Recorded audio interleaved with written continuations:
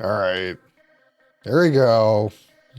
Redbreast, 12-year-old single pot still Irish whiskey from the Middleton Distilleries is the Pinot Ricard product. Is 40% alcohol, 80 proof. This one is chill filtered and color added, which is the only one that's color added for some reason. The other ones are not color added. Every other Redbreast is natural color, but for some reason, this one has caramel coloring in it. Who knows why? Who knows why? God, why do they do such a thing?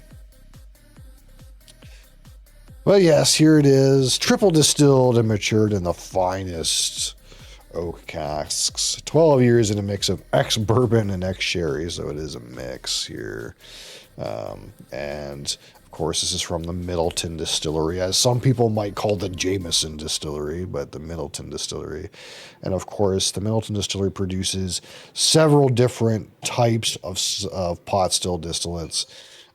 There is a crisp and herbal light distillate. There is a fruity medium distillate, and there's an oily and robust heavy distillate. And this particular expression is a mix of the light and the medium distillates. So that is what we got here.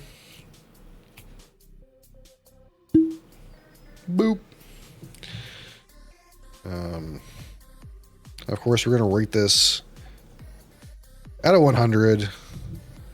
25 for aroma, 25 for palate, 25 for finish, 10 for texture, and 15 for my personal experience. And we'll send that around. That light does absolutely nothing. Boom. So unfortunately, that is a color added color.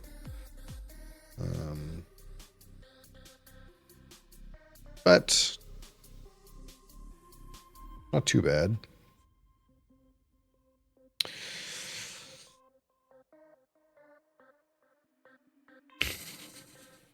And while we give this a minute, let me talk a little bit about this particular brand, this Redbreast brand. So this was the Redbreast, was the nickname of the chairman of a wine merchant at the time called Gilbey's. Gilbey's wine fortified wine merchant, and they used to get distillate from Dublin distilleries and age them in their leftover wine casks. This is in the early part of the 20th century.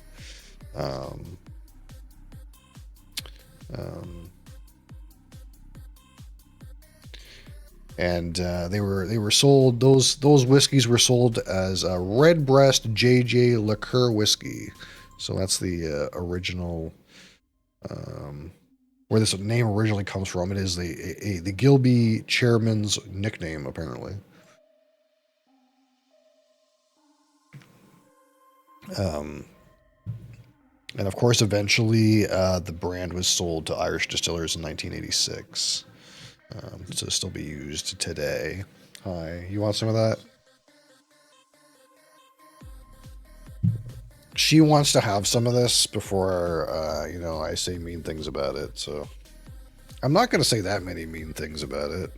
It's just that I liked the sherry one better. I liked the Lestau one. I know I liked that one better. I think if we get some of the other Redbreasts, you'll find this one a little tame.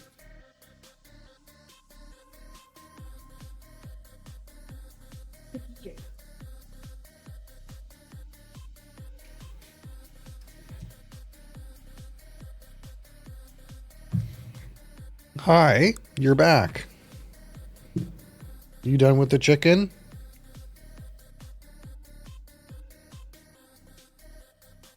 There's still some left. Wow. Spoiled cat.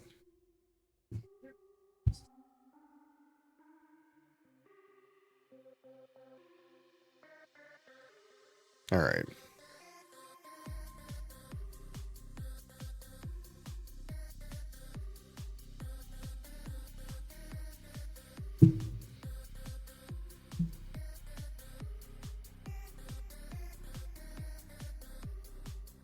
Yeah, I'm getting some good orchard fruits off this today. Some just like light apple fruit.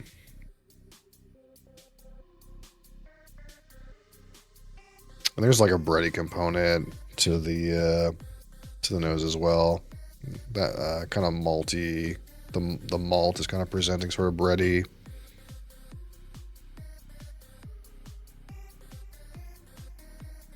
Normally, I don't say that I get the shortbread cookie out of these Irish whiskeys too much, but I kind of get a little bit of it today, so.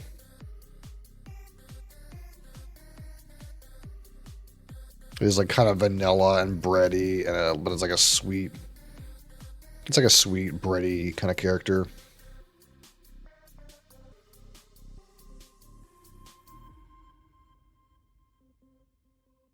The fruits are pretty bright though. Hey, that's my water. Hey, look, last time I gave you your own water and you just drank it for like 3 seconds and then left it. So I think I'm going to keep my water today.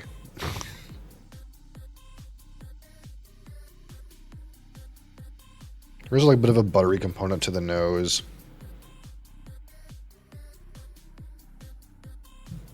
Although I'm not quite getting like those dried fruits in the background that you kind of search for with these kind of like bourbon sherry mixes. Sometimes in the back you get like a dried fruit note. Not terribly loud. But I'm actually having a hard time getting that through the malt sweetness and like the orchard fruits.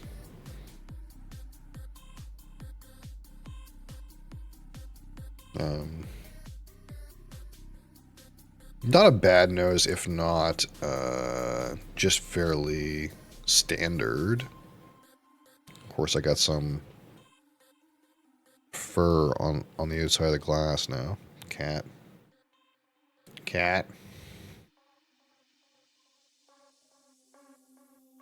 But yeah, mostly sweet, vanilla, malty. Some like apple. But I'm not really like getting the dried fruit component. Which you kind of like expect a little bit, but I'm getting it right now. It is a little bit buttery too. So yeah, Redbreast 12-year-old on the palate sláinte.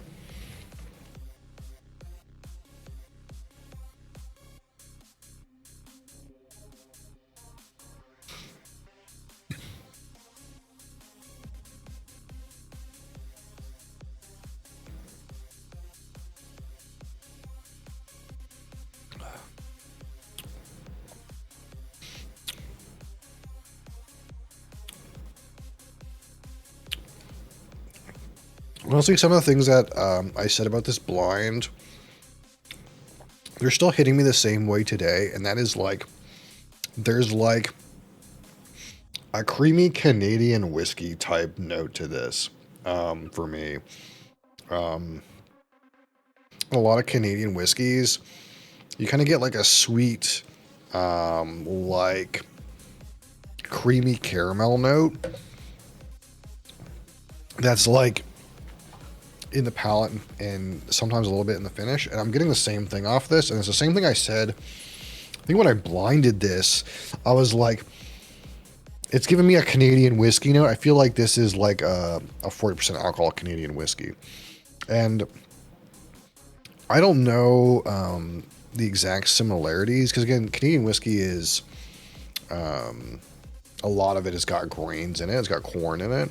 And there's not, again, single pot still, if we remind ourselves about the rules for single pot still, of course, single is single distillery, but in pot still, you have at least 30% either malted and unmalted barley. So it's a mix of malted and unmalted barley, but you have to have a minimum of 30% on one side or the other. So it's got to be at least 70-30 or 30-70, but it could also be like 50-50 or whatever. But there's also a 5% other grains that are allowed. So if you wanted to use corn or oats or rye or any other kind of grains, you have 5% of the mash bill that can be used for other grains. And I don't think that's enough to really give the same kind of distillate character that you get from like the usually mostly corn-based Canadian whiskeys. But there is a sweet kind of note to this, a sweet kind of like caramel, creamy caramel note to this that sticks out to me as very similar to what I get often on Canadian whiskeys. And that's like one of the main features of this for me. There's a little bit of like a spicy character in the palate. There is like some malty components, but it's not terribly fruity on the palate. It's kind of mostly like malty and this like creamy, sweet, I want to call Canadian whiskey note. But it's not wholly complex in that way. Again, that's not to say it's not a sweet, approachable, easy to drink whiskey, which it is. It's just like missing an extra dimension, and the palate is fairly soft.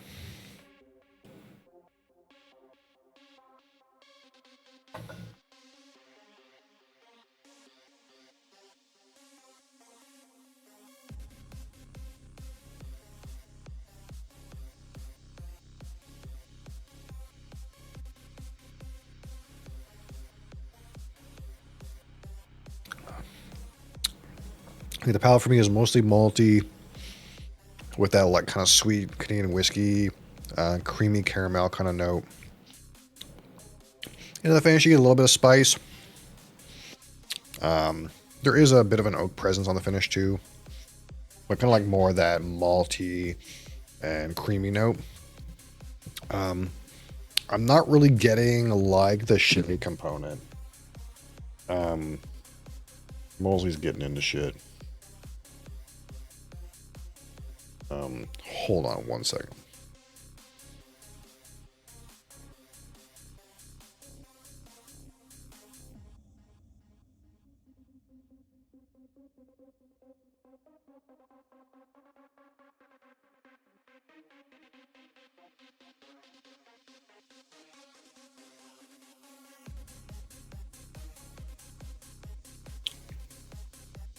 But yeah, like the Mosley's pushing boundaries right now.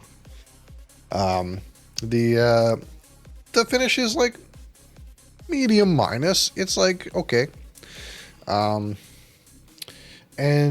the flavor is, again, it's like soft on the palate.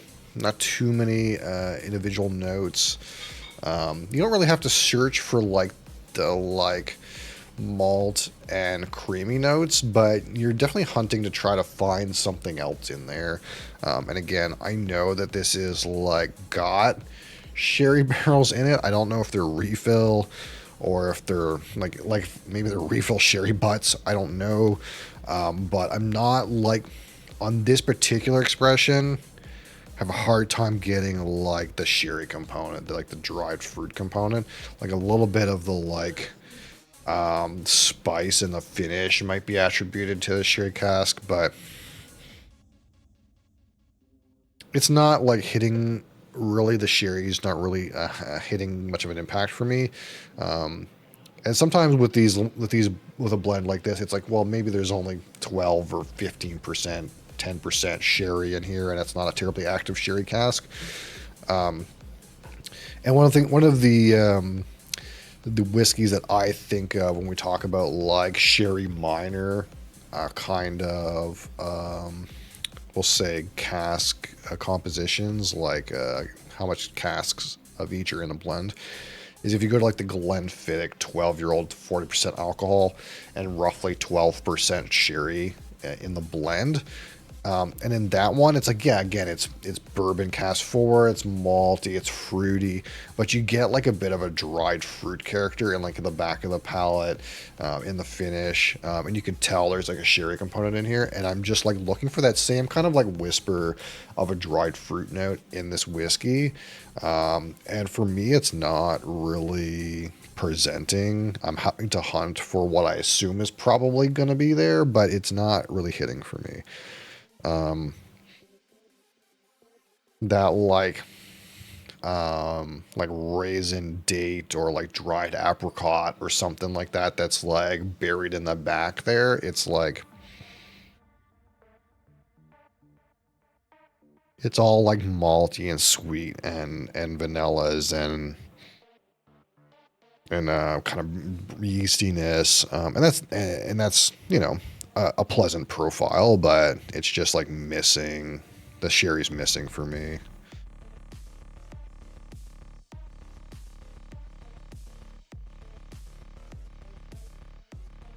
Which isn't necessarily like a bad mark against like the enjoyment of it, but for me, it's like I would like that little bit of extra, you know.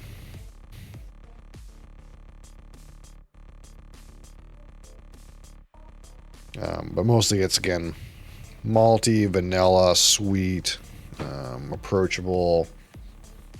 Um, some small amount of spice in the finish, some like oak in the finish, like a toasted oak in the finish, something like that.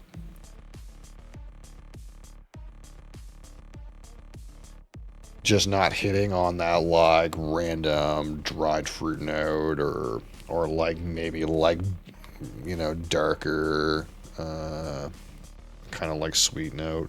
One of the Irish whiskeys I think of is like again like Bushmills 10-year single malt,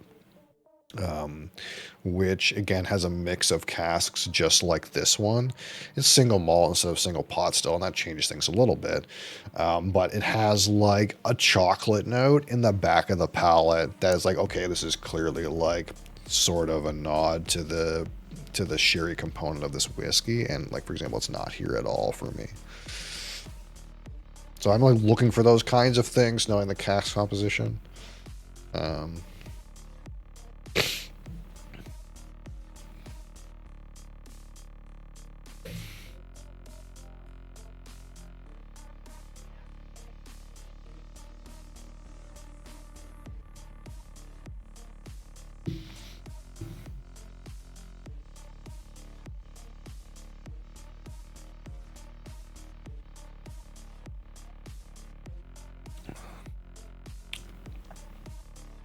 But what this does have going for it is kind of like the nice Canadian whiskey creamy caramel note, which I don't typically get on too many Irish whiskeys.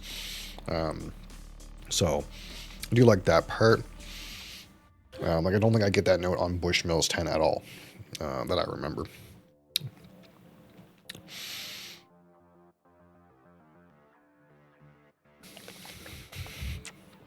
So we'll start talking about some numbers here,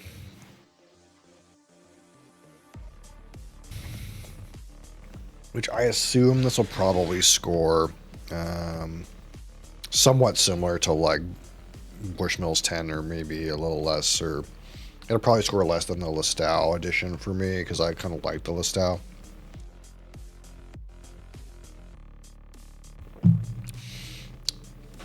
So on the aroma at 25, we'll try to take this a little bit from the top here. Um,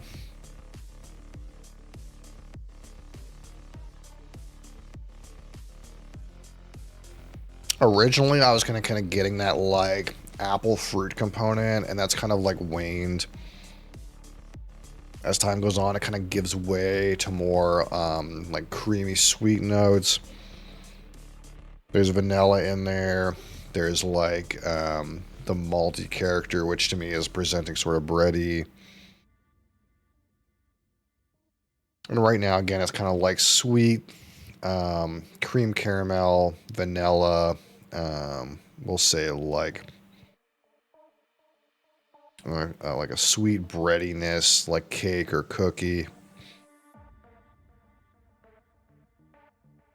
But that's kind of all I'm getting. There's a butteriness too, but it's not like so buttery that it's buttercream. And I have a whiskey, the 40 Creek Confederation Oak Reserve, which to me has like a really strong buttercream note to it. And every time I like think I may be getting buttercream, I try to think back to like, is this the same kind of aroma that I get off of the 40 Creek Confederation Oak, which is like very obviously a buttercream kind of note. And this doesn't really have that. So it's not like buttercream. But there's sweetness, there's cream caramel, vanilla, some malty characteristics. Not bad. Aroma intensity is like, for most notes, like medium plus intensity, if that makes any sense. I don't usually like grade the intensity, but it's not something we have to hunt for. The aromas, they're still very present, but they're not like super duper loud.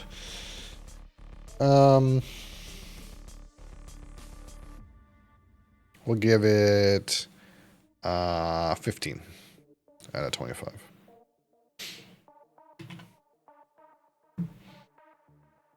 It's none of the palate. We'll focus on the palate. And again, for me, it's kind of like mostly malty with some of that kind of like creamy caramel character. So the only like, which is again, I want to do a video pretty soon of like whiskeys that are like, tasty whiskeys that are not like particularly like high scoring, if that makes any sense. Because to me, when I score a whiskey, the complexity of the flavors is important to the overall score. But sometimes like you don't want a complex whiskey. Like you don't want to like hunt around and try to think about and experience all kinds of unique flavors. You kind of just want to like have some whiskey and have it taste pretty good.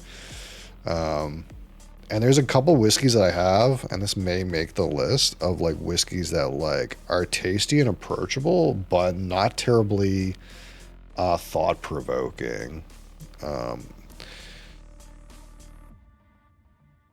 So we'll probably do that at some point.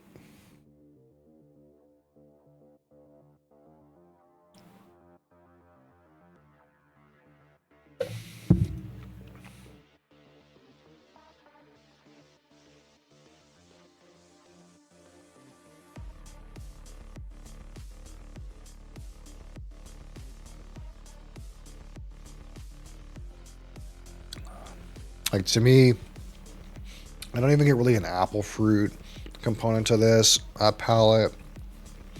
I don't get any fruitiness on the palate at all.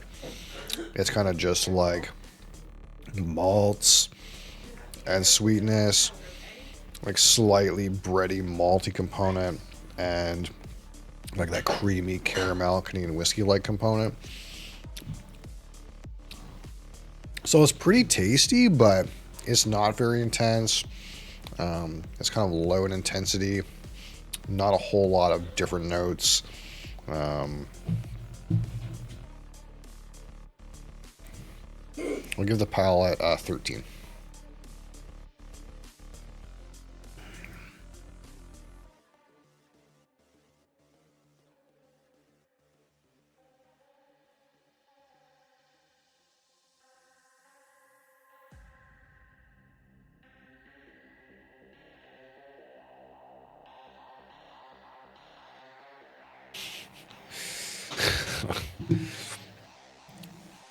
I feel like every day that that kid has off school, it's just like chaos in here. It's like my schedule's so disrupted. All right, I'm gonna finish, which again, this to me is like maybe like medium minus in length. It's not terribly long, but it's okay.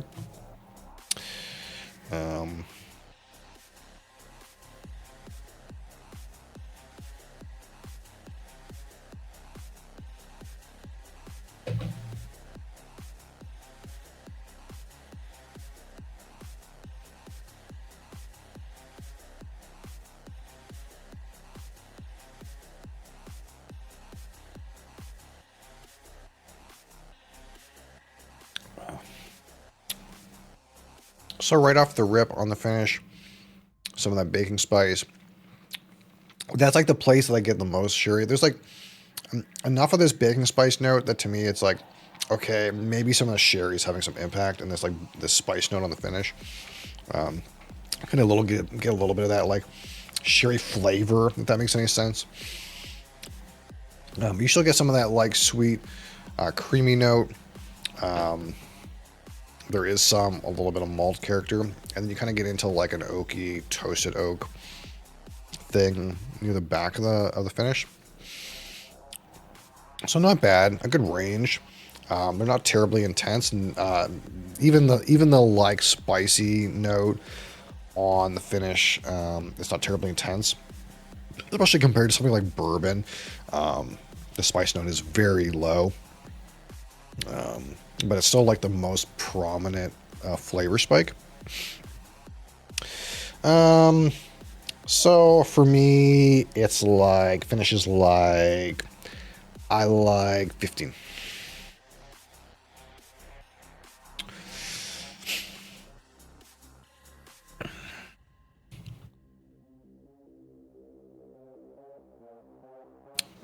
So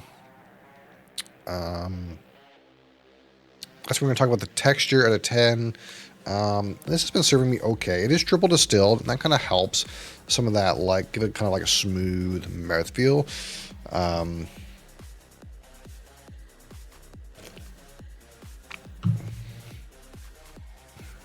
little bit left here. I'm getting better at pours, though. I used to pour, like, way too much. And now, like, I'm pouring, like, maybe slightly not enough. Because all I got this left for texture, but I technically don't need any more. So, man, I'm getting better at, like, getting the exact amounts in. Like, 50 milliliters is, like, way too much. I think I'm pouring, like, 25 now, or something like that. I'll probably have to adjust that. Because I was finding, like, every time I would do a review, I would, like, have, like, 20 milliliters left. And I'd be like, this is, like, wasteful.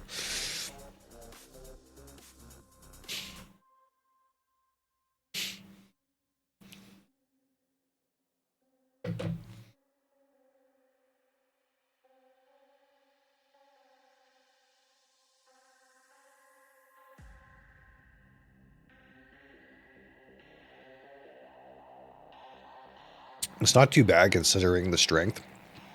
But it is a little bit low on intensity for me. Or not intensity, like mouthfeel for me. It's a little bit on the thin side. We'll go with 4. I think if that wasn't triple distilled, it would easily be like a 2. So, at a 15, my personal experience with this whiskey, again, this particular expression is, I think, maybe slightly better than, maybe the average Jameson expression, but not by a whole lot. Again, it's at 40% alcohol. It doesn't have a real strong depth of a whole bunch of different notes going on with it. It's fairly soft on the palate. It is very easy drinking. So for an Irish whiskey product that maybe like, hey, offers a little bit more for the neat pour, it probably does well versus like the average Jameson product, which like a lot of them are like maybe not the greatest on like nose and finish, and maybe have like some good palate characteristics, at least with the experience I've had with Jameson products. The palate seems to be like one of their better parts. Like the taste is pretty good, but like, we're not assessing this too much on the nose and on the finish, right? It's got some step up for that here. But that being said, against especially like the Redbreast Lestat, which I also have, everything about this is like slightly too tame. If it would just be bumped up in ABV, that would probably help a lot. It's not super forgettable, but it's pretty forgettable. Honestly, nothing is particularly standing out for me. Why would I pick this particular bottle over a similar Irish whiskey of a similar age statement? It's hard to like say, yeah, this is really the one. It's not really portraying much uniqueness. It's got notes that are very similar. except for like maybe that slightly creamy caramel kind of note. It's not like providing overwhelming like spicy dried fruit components or whatever. It's certainly not hitting like that for me. Maybe at cask strength, but this particular bottle just really toned down for me. We're gonna go with like 4, which is like high forgettable, but again, it's just not hitting for me, this particular expression. So, ugh, if we total that, that is 15 and 15 and 13 and 4 and 4 is 51. 51. 51 out of 100. And we call this good. It's good. Good. Slightly managed to squeak in there at good.